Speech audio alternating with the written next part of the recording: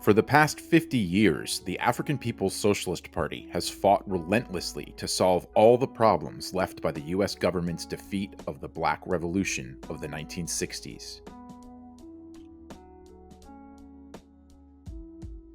Chairman Omali Yehishtela has made sure that this time around, African people, led by the African working class, will be victorious in winning their liberation. One of the critical questions the chairman had to solve was what to do about the white people. The chairman believed that through the scientific leadership of the African Working Class Party, white people could be won to genuine solidarity. With his theory of African internationalism, Chairman Yehishtela has proved that Europe assaulted Africa, turned African human beings into commodities, the human machinery, the primitive accumulation, or first economic capital that founded and maintains the entire world system of colonial capitalism. The US stands on lands stolen from the indigenous people subjected to popular genocide carried out by white settler colonizers. The majority of the world was invaded, raped, and plundered for the benefit of a tiny percentage of the world's population in a cold, barren, northerly corner of the world, which became known as Europe. Chairman Omali Yehishtela has scientifically proven that colonialism, the domination of a whole people by a foreign and alien state power, is the mode of production of the capitalist system. African people are colonized wherever they have been forcibly dispersed, including inside the colonial borders of the United States. All resources, goods, and services produced for white people under capitalism are irreversibly dependent on the suffering, exploitation, and theft from African and colonized peoples. All white people are a part of the colonizer nation. The true working class of the world is made up of African and colonized workers. All white people who want to rectify our relationship to African people must be under the leadership of the African anti-colonial revolution. The African People's Socialist Party created the African People's Solidarity Committee in 1976 to extend the African Revolution behind enemy lines. Among those present at the founding conference was Penny Hess, who later became the chair of APSC and who has led the work to build white solidarity with African liberation under the leadership of the party for the past 46 years. In the early days, most APSC members came to the organization new to political life. Many of us still identified with all the opportunist white movements that had gained prominence off the demise of the Black Revolution. The party struggled relentlessly to win APSC to a principled stand of unity and reparations under its leadership. In the late 70s, the party moved its headquarters to the Oakland Bay Area. The party called the liberal, resource-rich Bay Area the party's mountain, a rear base for the African Revolution. The party assigned APSC to build political and material solidarity for the party-led campaign to free Desi Woods, smash colonial violence, and for the founding of the African National Prison Organization. This led APSC to create important solidarity institutions. In 1979, we built the Walk Against Genocide fundraiser through massive door-to-door campaigns and outreach in Oakland and Berkeley. The Walk Against Genocide became an annual tradition, later known as the March for Reparations, which we still hold today.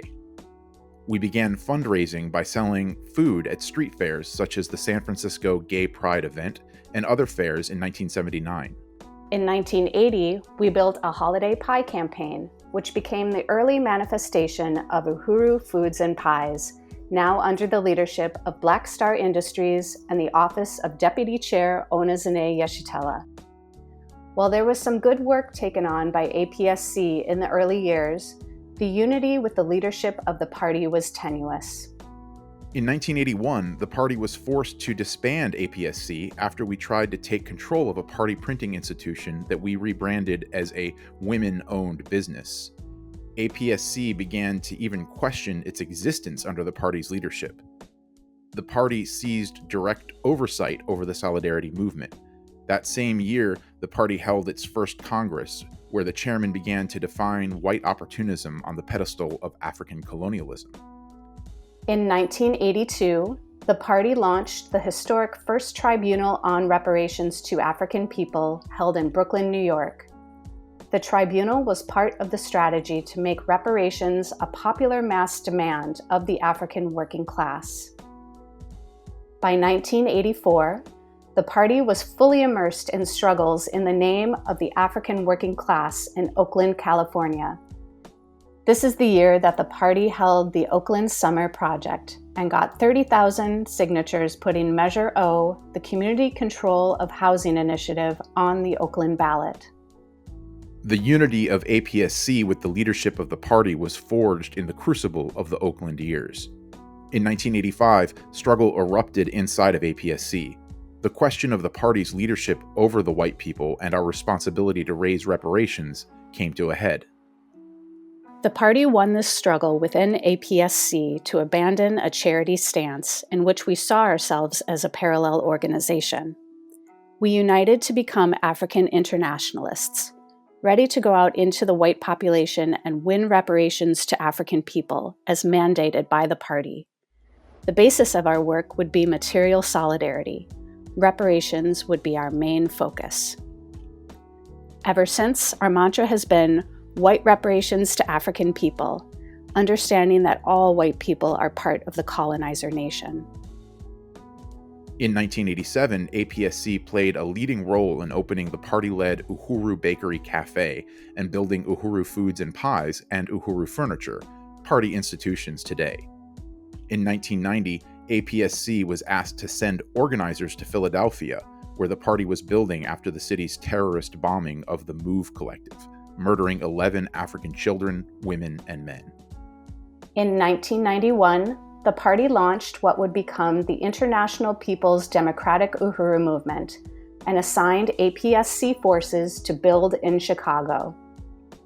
APSC members were also sent to St. Petersburg, Florida, the party's national headquarters, where in 1996, the party led the Battle of St. Petersburg, the massive African uprising following the police murder of 18-year-old Tyron Lewis. In 2010, the party held its fifth Congress, and Deputy Chair Omali Yehishtela was assigned to lead over all of the party's institutions. All economic work, previously coordinated by APSC, was brought under the office of the Deputy Chair. With her brilliant vision, these institutions have thrived and developed as part of the African working class power to govern. Many APSC members continue to have the honor of working in Uhuru Foods and Pies and the Uhuru Furniture stores under the direct leadership of Deputy Chair. In 2014, Chairman Omali Yehishtela came to St. Louis in the wake of the uprising following the police murder of Mike Brown and began building the party and the International People's Democratic Uhuru Movement. In 2017, Deputy Chair Omali Yehishtela came to St. Louis and began brilliantly building the Black Power blueprint with properties on West Florissant Avenue on the north side. In 2017, the party ran candidates for office in St. Petersburg, Florida, including a member of APSC, with the platform of Unity Through Reparations. Today, the headquarters of the African People's Socialist Party is at the Uhuru House, 4101 West Florissant in St. Louis. APSC's national headquarters is located in a party-owned building at 2654 Gravois in the white community. APSC and the Uhuru Solidarity Movement are now located in 130 cities throughout the U.S. and continue to raise an ever-growing amount of resources based on winning white people to unity through reparations. There is so much more to say about the history of the African People's Solidarity Committee and its significance as a tool of the African Revolution.